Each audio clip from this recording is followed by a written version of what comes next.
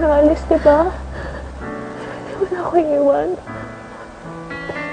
Hindi na, hindi. Pero paano pamilya ko?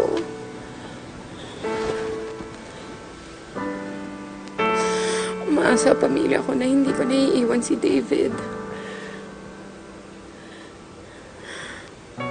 Pwede ko lang iwan lahat to.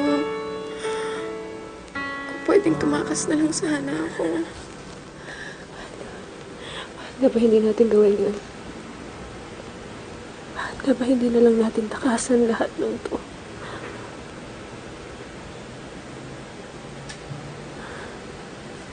Tia, sa tingin mo ba hindi ako papahanap ng pamilya ko at pamilya ni David?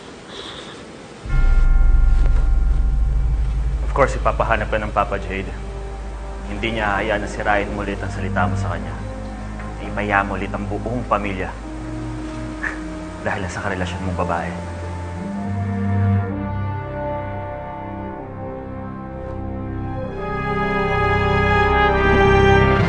Ingat ka na lang.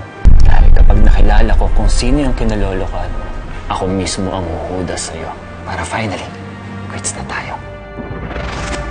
Paul! Paul, sandali lang! Jade! Paul!